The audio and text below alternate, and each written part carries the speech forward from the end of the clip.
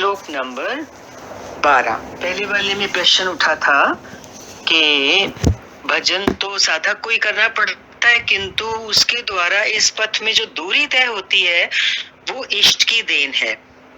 ऐसा जानकर सभी मनुष्य सर्वतोभावेन मेरा अनुसरण करते हैं। तो लास्ट में क्वेश्चन है कि किस प्रकार वे बरतते हैं। तो इसके कंटिन्यूशन में चल रहा है श्लोक नंबर 12। कांक्षतः कर्मणां सिद्धिं यजन्त इह देवताः क्षिप्रं हि मानुषे लोके सिद्धिर्भवति कर्मजा। वे पुरुष यानी कि जो साधना कर रहे हैं इस शरीर में कर्मों की सिद्धि चाहते हुए, कर्मों की सिद्धि क्या है? परमात्मा। तो उसको चाहते, उसकी प्राप्ति, सिद्धि मीन्स परमात्मा की प्राप्ति चाहते हुए क्या करते हैं? देवताओं को पूजते हैं। अब हमारे गीता में तो भगवान ने बहुत क्लियर किया है कि देवता वो देवता नहीं जो हम समझते हैं। यहाँ पे श्रीमद् भगवद गीता में देवताओं से मतलब है सद्गुण, दैवी संपद। तो कर्मों की सिद्धि चाहते हुए, तो कौन सा कर्म? क्वेश्चन है। श्री कृष्ण ने कहा अर्जुन तू नियत कर्म कर। तो कौन सा कर्म है? नियत कर्म। नियत कर्म क्या है? यज्ञ की प्रक्रिया ही कर्म है। माना वो एक तरीका है करने का कर्म को, यज्ञ की प्रक्रिया है, एक प्रोसेस है। यज्ञ की प्रक्रिया यज्ञ है वो, तो वो फिर यज्ञ क्या है? तो इसका आंसर दे रहे हैं साधना की विधि विशेष यज्ञ है। अब पीछे बहुत अच्छे से खुला था कि साधना की विधि विशेष, तो विधि की जो रचना है वो ब्रह्म स्थित महापुरुष करते हैं। यज्ञ की रचना ये बहुत अच्छे से चला था, काफी लंबा। यज्ञ की रचना करने वाले ब्रह्मा होते हैं, और गीता में बताया था पीछे कि ब्रह्मा मीन्स ब्रह्म की स्थिति वाले महापुरुष जिन्होंने उसको पा लिया है। तो साधना यज्ञ क्या है? इसका आंसर है साधना की विधि विशेष। वही विधि विशेष हमें गुरु से मिलती है, और उस विधि का, नियम का पालन करके, उस प्रक्रिया में से गुजर के, उस प्रक्रिया का अनुसरण करके हमारा वो नियत कर्म होता है, जिसमें आगे इसको थोड़ा बता भी रहे हैं विधि विशेष को, जिसमें श्वास प्रश्वास का हवन है ना, प्राण अपान, प्राण अपान, इसका हवन, इस पे कंसंट्रेट करना, इंद्रियकरण करना अपने चित्त को। इंद्रियों के दूसरा, इंद्रियों के बहिर्मुखी प्रभाव को संयमाग्नि में हवन किया जाता है। यज्ञ की बात चल रही है ना, तो यज्ञ में जैसे हम हवन करते हैं, आहुतियां डालते हैं, ठीक इसी प्रकार से श्वास प्रश्वास का हवन, श्वास में प्रश्वास, प्रश्वास में श्वास, ये हवन चल रहा है। और दूसरा संयमाग्नि में, संयमाग्नि में, संयम की अग्नि में इंद्रियों के बहिर्मुखी प्रवाह का हवन किया जाता है। इंद्रियां स्वतः बाहर की तरफ जाती हैं, बहिर्मुखी होती हैं, उनका प्रवाह बाहर की तरफ होता है, जो हमें संसार में घुमाती हैं, उसी में लपेट के रखती हैं। लेकिन जब यज्ञ करते हैं, जब यज्ञ करता है साधक, तो यज्ञ की प्रक्रिया क्या हुई कि उन इंद्रियों के बहिर्मुखी प्रवाह को मोड़ करके अंतर्मुखी करना, और उसका यज्ञ जो है, वो जो हवन है, वो किस में करना है, उसकी आहुति किस में डालनी है, जो हम बाहर से भीतर की तरफ लाए इंद्रियों को, वो संयमाग्नि में, संयम की अग्नि में, आत्म संयम, अपने मन को अपने संयम में रखना, जिसका परिणाम ये जब हवन होता है, इस प्रकार का जब यज्ञ होता है, तो बता रहे हैं जिसका परिणाम है परमात्मा है। हमारे लिए तो यही है ना, इंद्रियों के बहिर्मुखी प्रभास से वापसी अंतर्मुखी करके और मन पे संयम करके उस अग्नि में इसको सुहा सुहा करते जाना, मीन समाहित करते जाना, इंद्रियों के बहिर्मुखी प्रभाव को अंदर समाहित करना, ये हवन हो गया। तो रास्ता तो बहुत अच्छा बता रहे हैं कर्म का, परमात्मा है, इसका परिणाम परमात्मा है। कर्म का शुद्ध अर्थ है आराधना, कहते ना भगवान की आराधना करना। तो यही ये जो कर्म हो रहा है, ये जो इंद्रियों का बताया, इसका असली मीनिंग क्या है? देखा जाए तो ये तो आराधना हो रही है। कोई कहे कि हम बड़ा परिश्रम करके अपना मन को कंट्रोल करके, इंद्रियों को कंट्रोल करके जीवन में चल रहे हैं, खाली उतना ही नहीं है, ये तो प्रभु की आराधना हो रही है, जिसका स्वरूप इसी अध्याय में आगे मिलेगा। इस आराधना का स्वरूप और खुलेगा। इस आराधना का परिणाम क्या है, ये आराधना बताई ना, अपने जीवन को संयमित करना, संयम अग्नि में अपने बहिर्मुखी प्रवाह को हवन करना। तो वो कह रहे हैं कि इस आराधना का परिणाम क्या होता है, तो बोला संसिद्धिम, माना परम सिद्धि परमात्मा, यान्ति ब्रह्म सनातनम, मीन्स शाश्वत ब्रह्म में प्रवेश। शाश्वत ब्रह्म, सदा रहने वाला वो परमेश्वर, उसमें प्रवेश मिलता है, यानी कि परम नैष्कर्म्य की स्थिति आ जाती है। जब शाश्वत ब्रह्म में प्रवेश हो गया तो फिर तो कर्म खत्म। कर्म खत्म का क्या मतलब है, कर्म समाप्त से क्या मतलब है, जन्म मरण का चक्कर फिनिश। जब शाश्वत ब्रह्म से मिलके एक हो गए तो फिर जन्म मरण किसका होगा। जन्म मरण तो तभी तक है ना, शरीर तो तभी तक धारण करते हैं जब हमारे अंदर कोई कामना बाकी रह जाती है। जब कामना नहीं है, उस परमेश्वर से मिलके एक हो गए, तो फिर वो नैश, उसको इसीलिए बोल रहे हैं नैष्कर्म्य की स्थिति, जिसमें ना कोई कर्म है ना कोई कामना है, क्योंकि कामना से ही कर्म है, और कोई कर्म संसारिक कर्म करते हैं तो उसी से हमारी कामना पूर्ण होती है। लेकिन यहाँ पे क्योंकि हमारी कामना परमेश्वर है, तो उससे शाश्वत ब्रह्म से मिलने के बाद, उसमें प्रवेश पाने के बाद स्थिति कैसी हो गई, नैष्कर्म्य की स्थिति हो गई। श्री कृष्ण कहते हैं, मेरे अनुसार बरतने वाले लोग इस मनुष्य लोक में कर्म के परिणाम परम नैष्कर्म्य सिद्धि के लिए देवताओं को पूजते हैं, अर्थात दैवी संपत्ति को बलवती बनाते हैं। कभी कभी किसी किसी लाइन में पूरा सार बता देते हैं भगवान कृष्ण। मेरे अनुसार बरतने वाले लोग, भगवान तो अब आदेश निर्देश दे ही रहे हैं निष्काम कर्म योग का, तो जो लोग इस भगवान के निर्देशानुसार बरतते हैं, इस मार्ग का अनुसरण करते हैं, तो भगवान क्या कह रहे हैं, वो लोग इस मनुष्य लोक में, इस पृथ्वी पर मर्त्यलोक में कर्म के परिणाम, कर्म करते करते करते करते कौन सी स्थिति आ जाती है, नैष्कर्म की स्थिति आ जाती है। पर कौन सा कर्म करते करते बोल रहे हैं, नियत कर्म। इस नियत कर्म में जो डल गया, जो ढल गया, इसका जिसने अनुसरण किया, तो एक न एक दिन उसकी सिद्धि नैष्कर्म्य सिद्धि हो जाती है। मीन्स जहां वो कर्म बचता ही नहीं, करने को ही नहीं बचता, क्योंकि परम सिद्धि मिल जाती है। तो उस नैष्कर्म की सिद्धि के लिए, उस नैष्कर्म की प्राप्ति के लिए क्या करते हैं, मनुष्य लोक में लोग देवताओं को पूजते हैं, माना दैवी संपत्ति को बलवती बनाते हैं। गीता से हमको ये बहुत अच्छा लेसन मिल रहा है, देवताओं की पूजा। बहुत ये भ्रम हर व्यक्ति का दूर हो जाएगा कि देवताओं की पूजा माना अपने अंदर दैवी संपत्ति को, सद्गुणों को, सजातीय वृत्तियों को बढ़ाते चले जाना, उनका विकास करना, दैवी संपत्ति को बलवती बनाना। तीसरे अध्याय में उन्होंने बताया कि इस यज्ञ द्वारा तुम देवताओं की वृद्धि करो। देवताओं की वृद्धि करो मीन्स दैवी संपत्ति की वृद्धि करो, सजातीय वृत्तियों की, सद्गुणों की, दैवी संपत्ति को बलवती बनाओ। ज्यों ज्यों हृदय देश में दैवी संपत्ति की उन्नति होगी, त्यों त्यों तुम्हारी उन्नति होगी। देखो कितना रस परस है।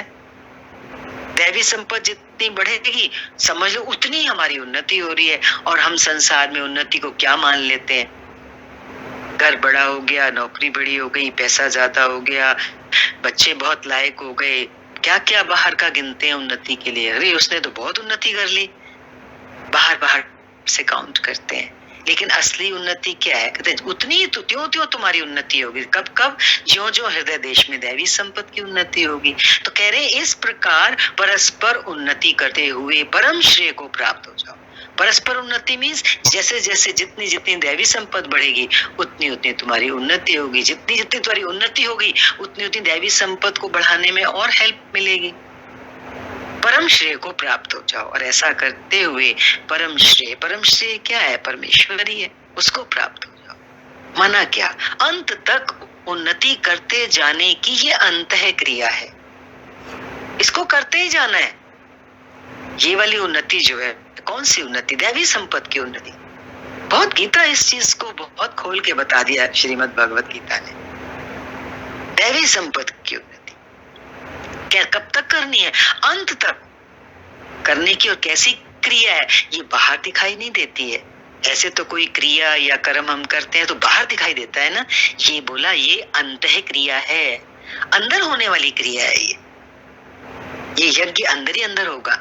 दैवी संपद बढ़ेगी, हमारी अंदर शुद्धता आएगी, हमारे अंदर गुण बढ़ेंगे, सद्गुण बढ़ेंगे, सात्विकता बढ़ेगी। तो ये बाहर से थोड़ा ना दिखती है, ये तो हमें अंदर ही अंदर पता चलती है, अंदर ही अंदर इसका विकास होता है।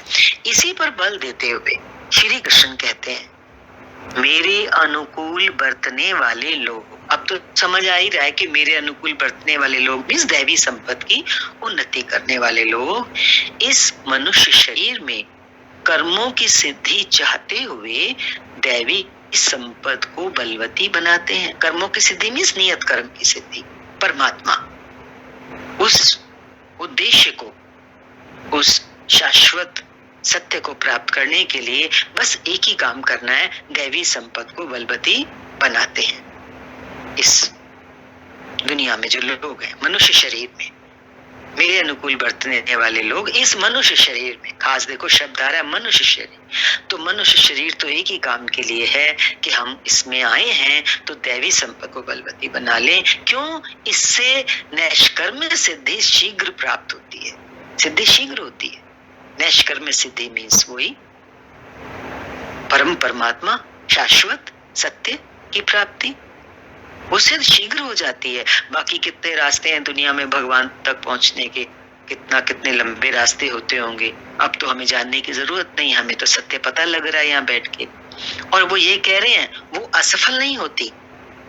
ये जो सिद्धि उनको प्राप्त होती है ये कभी असफल नहीं होती, सफल ही होती है। क्योंकि वो तो परमेश्वर का अपना शाश्वत रूप है ना। शीघ्र का तात्पर्य मतलब इसमें बता रहे हैं ना, नैष्कर्म्य सिद्धि शीघ्र होती है। तो शीघ्र का तात्पर्य क्वेश्चन है ये, क्या कर्म में प्रवृत्त होते ही तत्क्षण ये परम सिद्धि मिल जाती है? शीघ्र शब्द आया ना कि भाई नियत कर्म में प्रवृत्त हुए, बस अपनी दैवी संपत्ति को बलवती बनाना शुरू किया तो क्या तुरंत मिल जाती है परम सिद्धि, परमात्मा की प्राप्ति? श्री कृष्ण कहते हैं नहीं। इस सोपान पर, ये जो मार्ग पे हम चलेंगे, क्रमशः चढ़ने का विधान है, step by step, step by step. और कहते हैं कि जितना धीमे चलो इस रास्ते पर, जितनी इस रास्ते पर धीमी उन्नति होती है, सहज पके सो मीठा हो। ये प्राप्ति जितनी सहज सहज धीरे धीरे बढ़ के होती है उतनी ही मीठी होती है, उसका फल उतना ही मीठा होता है। कोई छलांग लगाकर भावातीत ध्यान जैसा चमत्कार नहीं होता। ऐसा नहीं होता कि अचानक बस इस रास्ते आए, गुरु ने जो विधि पकड़ाई, आपने शुरू करी, लगा जी बस मेरा तो आज ही भावातीत, बिल्कुल मैं तो शरीर से ऊपर हो गया, मैं तो अपने में चला गया है, ध्यान लग गया मेरा तो आज 1 घंटा। ऐसा चमत्कार नहीं होता है। तो ये भी देखो साधक के समझने के लिए बहुत जरूरी पॉइंट इसलिए है कि इसमें बहुत धीरज की आवश्यकता होती है। और धीरज भी कैसा? बस धीरज का मतलब है चलते चलना, देखना ही नहीं, मुड़ के नहीं देखना, दाएं नहीं देखना, बाएं नहीं देखना, चलते ही रहना है, चलते ही रहना है। तो अपने आप ही एक दिन काम पूरा होता है। श्लोक नंबर 13। चातुर्वर्ण्यं मया सृष्टं गुणकर्म विभागशः तस्य कर्तारमपि मां विद्धय कर्तारमव्ययम्।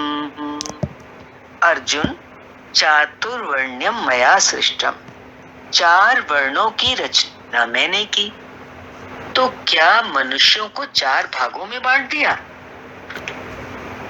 श्री कृष्ण कहते नहीं, गुण कर्म विभागशः, गुणों के माध्यम से कर्म को 4 भागों में बांटा। गुण एक पैमाना है, मापदंड है। तामसी गुण होगा तो आलस्य, निद्रा, प्रमाद, कर्म में, नियत कर्म में ना प्रवृत्त होने का स्वभाव, जानते हुए भी अकर्तव्य से निवृत्ति ना हो पाने की विवशता, मजबूरी रहेगी। हेल्पलेस फील करेगा इंसान। ऐसी अवस्था में साधन आरंभ कैसे करें? 2 घंटे आप आराधना में बैठते हैं, इस कर्म के लिए प्रयत्नशील होना चाहते हैं, किंतु 10 मिनट भी अपने पक्ष में नहीं पाते। शरीर अवश्य बैठा है, लेकिन जिस मन को बैठना चाहिए वो हवा से बातें कर रहा है, कुतर्कों का जाल बुन रहा है, तरंग पर तरंग छाई है। तो आप बैठे क्यों हैं? समय क्यों नष्ट करते हैं? तो क्या करें भाई? उस समय केवल परिचर्यात्मकम कर्म शूद्रस्यापि स्वभावजम। क्या करना है? जो महापुरुष अव्यक्त की स्थिति वाले हैं, जो वहां पहुंच चुके हैं, शाश्वत ब्रह्म में एक हो चुके हैं, प्रवेश पा चुके हैं, यानी कि वो महापुरुष जो अविनाशी तत्व में स्थित हैं, उनकी स्थिति है उस तत्व में, उनकी, ऐसे महापुरुषों की, या इस पथ पर अग्रसर अपने से उन्नत लोगों की। अगर महापुरुष नहीं हमारे सामने है मौजूद, हमें नहीं मिल रहे हैं, तो हमसे आगे जो चल रहे हैं इस रास्ते पर, हमसे ज्यादा उन्नति कर चुके हैं, हमसे इस पथ पर अग्रसर अपने से उन्नत लोगों की सेवा में लग जाओ। तो सबसे पहली साधना क्या बताई? सेवा की साधना बताई। इससे क्या होगा? सेवा का बहुत महत्व है, पर किसकी सेवा? हम तो हमें भी सेवा का भी मीनिंग ठीक नहीं जानते, बस सेवा सुन लिया, फिर सेवा क्या कह रहे हैं? अव्यक्त की स्थिति वाले की सेवा, या जो आपसे आगे चल रहे हैं, आपसे उन्नत हैं, अग्रसर हैं इस पथ पर, उनकी सेवा में लग जाओ। ऐसा करने से क्या होगा? इससे दूषित संस्कार शमन होते जाएंगे। हमारे वो जो है आसुरी संस्कार हैं, जो दुर्गुण है, विजातीय वृत्तियां हैं, वो धीरे धीरे शांत होती जाएंगी, और उसके बदले उल्टे, बल्कि साधना में प्रवेश दिलाने वाले संस्कार सबल होते जाएंगे। सजातीय वृत्तियां बढ़ेंगी, सद्गुण बढ़ेंगे। क्यों? जैसा संग वैसा रंग। हमने अव्यक्त की स्थिति वाले का संग किया, महापुरुष का, तो उनके स्पंदन हमारे ऊपर काम करेंगे। हमसे आगे कोई उन्नत, हम इस पथ पर कोई बढ़ रहा है, आगे चल रहा है, अग्रसर है, हमसे ज्यादा उन्नत अवस्था वाला है, उसकी सेवा करेंगे तो नेचुरली उससे हमें इतनी अच्छी अच्छी बातें सीखने को मिलेंगी। इसलिए इस बात का महत्व बता रहे हैं कि सेवा में लग जाओ, क्योंकि ऐसा करने से साधना में प्रवेश दिलाने वाले संस्कार सबल होते जाएंगे। क्रमशः तामसी गुण न्यून होने पर राजसी गुणों की प्रधानता, अब देखो धीरे धीरे एक एक गुण दबता चला जाएगा। तामसी गुण है, कर नहीं पा रहे हैं साधना, 10 मिनट भी नहीं अपने पक्ष में पा रहे, तो उसको खत्म करने के लिए फिर राजसी गुण बढ़ेंगे, फिर सात्विक गुण के स्वल्प संचार के साथ फिर धीरे धीरे सात्विक गुण थोड़े से बढ़ जाएंगे। साधक की क्षमता वैश्य श्रेणी की हो जाएगी। तामस दबा तो राजस गुण ऊपर उठा, राजस गुण धीरे धीरे बलवती हुआ, तो उसके बाद थोड़ा थोड़ा फिर सात्विक जो अंश है, सात्विकता है, वो बढ़ने लगती है, और साधक शूद्र की श्रेणी से फिर साधक की क्षमता वैश्य की श्रेणी की हो जाती है। माना उस समय वही साधक क्या करने लगता है? इंद्रिय संयम, आत्मिक संपत्ति का संग्रह स्वभावतः करने लगेगा।